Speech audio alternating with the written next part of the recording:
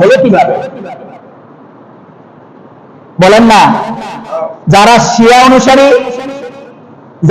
অনুসারী তারা ইয়াজিদকে বলে ইয়াজিদ তাহাজ্জুদ গুজার ছিলেন।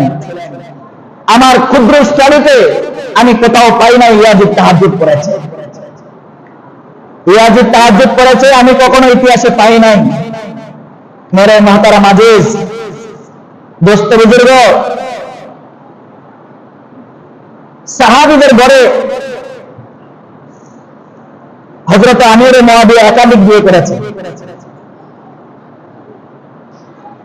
তবে চারের অধিক নয়। এই আমির মুআবিয়ার একজন বিবির নাম রাহেলা। ওনার স্বভাবজাত একটু ব্যতিক্রম ছিল, আর ওনার এই স্বভাবজাতের মায়ের আসর সন্তানের উপরে পড়ে। এই ঘরের সন্তান ইয়াজিদ, যার কারণে তার স্বভাবজাত একটু ব্যতিক্রম। কথা বুঝাইতে পারছি না ভাইরা আমার? আমরা ইয়াজিদের পরিচয় পাইলাম।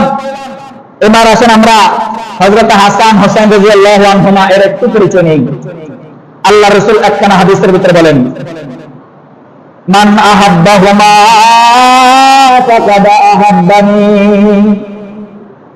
ওয়া মান আবাগাদাহুমা ফাকাদ আবাগাদানি। আল্লাহ রাসূল বলেন, আমার উম্মত, তোমাদের মধ্য থেকে যারা নাকি আমার নাতি হাসান হোসেনকে মহব্বত করবা, তোমাদের মধ্য থেকে যারা আমার নাতি হাসান হোসেন হলো বায়াত, আমার রক্ত আমার বংশ হাসান হোসেনকে মহব্বত করবা, জেনে রাখো আমি নবীকে মহব্বত করার নেকি তোমাদের হয়ে যাবে। ওয়ামান আবাগাদাহুমা ফাকাদ আবাগাদানি।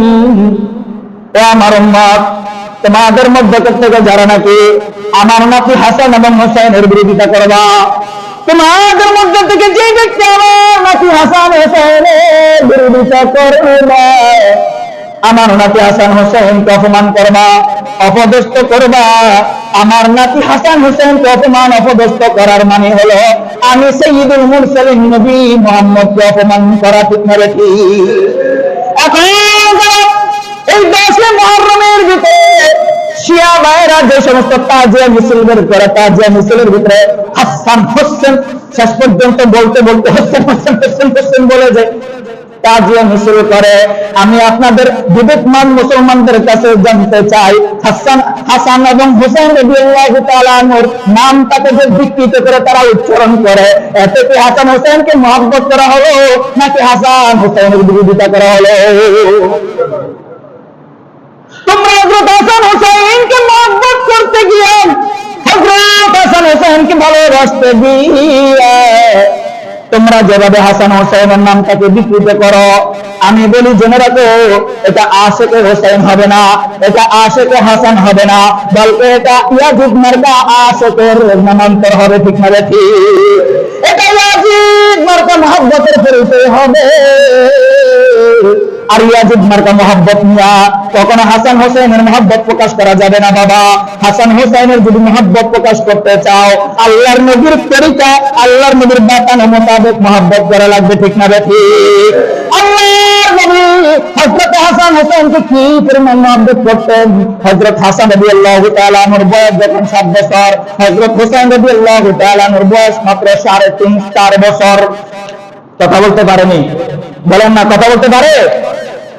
হযরত হোসেন রাদিয়াল্লাহু তাআলা আনহুর বয়স যখন 4 বছর, হাসান রাদিয়াল্লাহু তাআলা আনহুর বয়স যখন 7 বছর হয়ে গেল, একদিন হুজুর সাল্লাল্লাহু আলাইহি ওয়াসাল্লাম আল্লাহর রাসূল দুইজন নাতিকে নিয়ে, হযরত হাসান এবং হোসেনকে নিয়ে, মনোযোগ আছে? প্রত্যেক মনোযোগ আছে? ওদিকে স্যার হোসেন, ওদিকে স্যার হোসেন, অন্য দিকে তাকান, দেখ খালি ওদিকে দেখছে আর হযরত হাসান হোসেন দুইজন নাতিকে নিয়ে আল্লাহর নবী সাল্লাল্লাহু আলাইহি ওয়াসাল্লাম একদিন মদিনা থেকে বের হইলেন। মদিনা থেকে বের হইয়া মদিনার বাজার থেকে, মদিনার মসজিদ নববী থেকে একটু দূরে লোকালয়ে গিয়া আল্লাহর নবী হাসান এবং হোসেনকে বুকের ভিতরে জড়ায়া আল্লাহর নবী কাঁদতেছে, আল্লাহর নবীর চোখের পানি দিয়ে মুখ বাসাইতেছে। আল্লাহর নবীর চোখের পানি হযরত হাসান রাদিয়াল্লাহু তাআলা আনহুর গায়ে পড়েছে।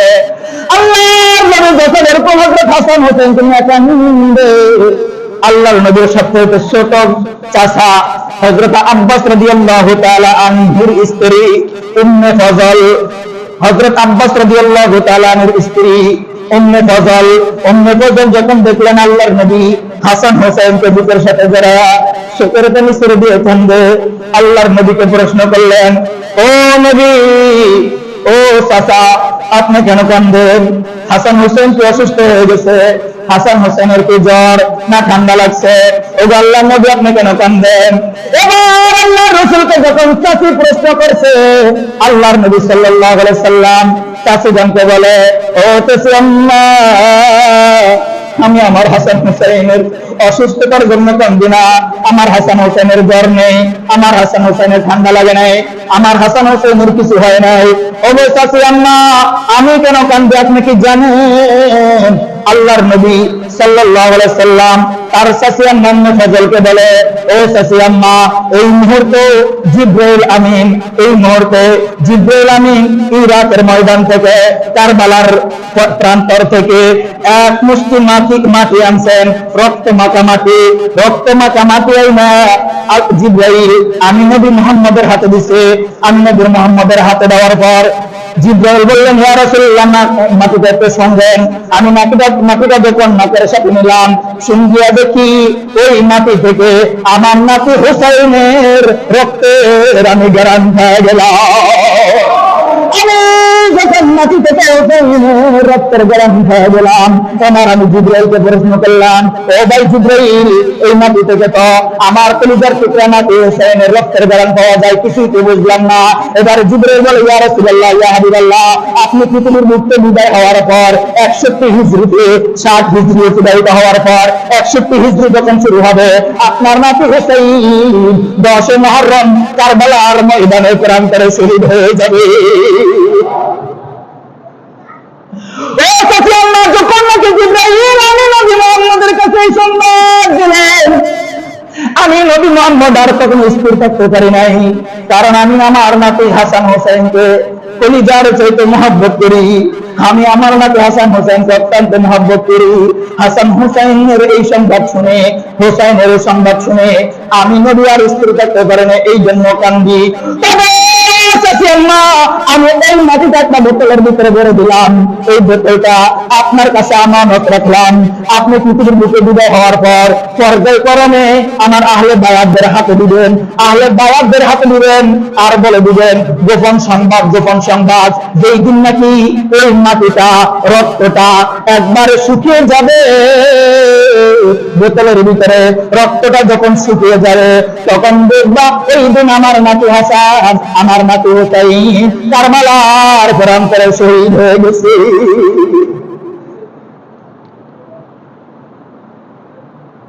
এই পরিমাণ মহব্বত করতেন আল্লাহর নবী, তার নাতি হাসান হোসেনকে মহব্বত করতেন, ভালোবাসতেন। কেমন মহব্বত করতেন? আহিব্বুল্লাহ লিমা ইয়াহব্বুকুম বিন-নি'মা ওয়া আহিব্বুনি লিহুব্বিল্লাহ ওয়া আহিব্বু আহলা বাইতি লিহুব্বি।